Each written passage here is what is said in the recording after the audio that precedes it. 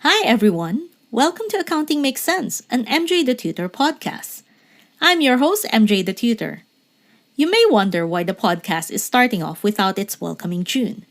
This is to signify that today's episode is a repeat of a previous episode, which offered some tidbits from the OCS pre-scene. As you may already know, the pre-scene material for May is shared with August.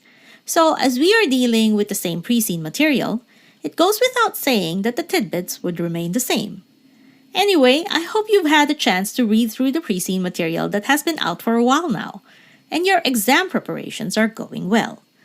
Here with the episode titled Tidbits from the OCS Pre-scene, May 2023.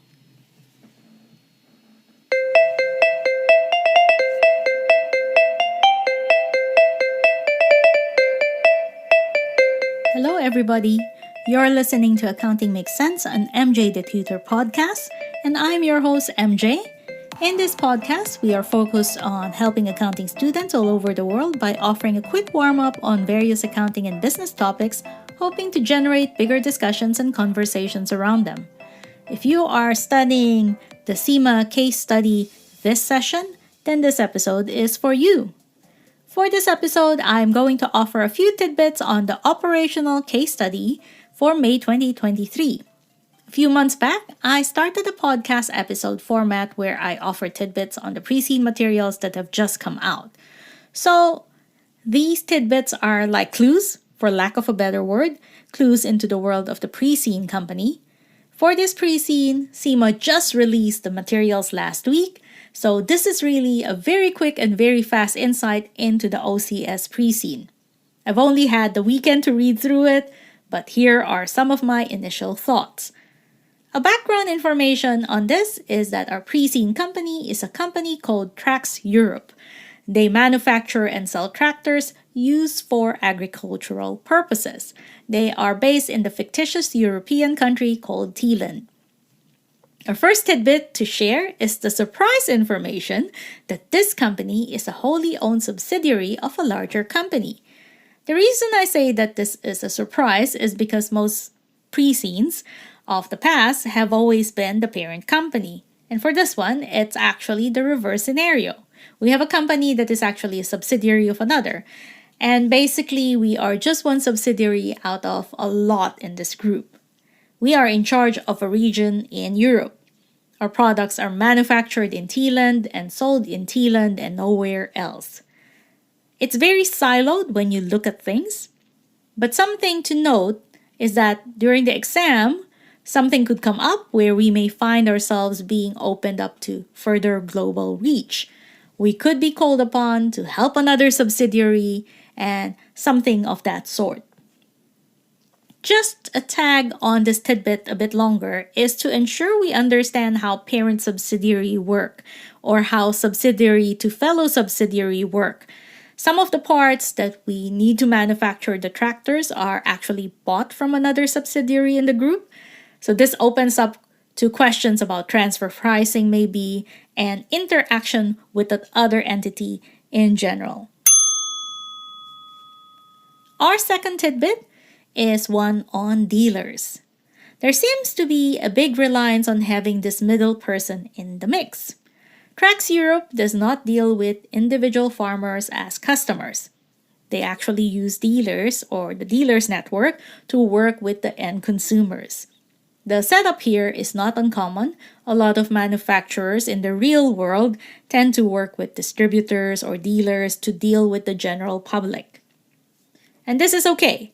But this type of relationship does bring about other considerations because they just have a little bit of nuance to them. Typically, the relationship will be more in tune with each other.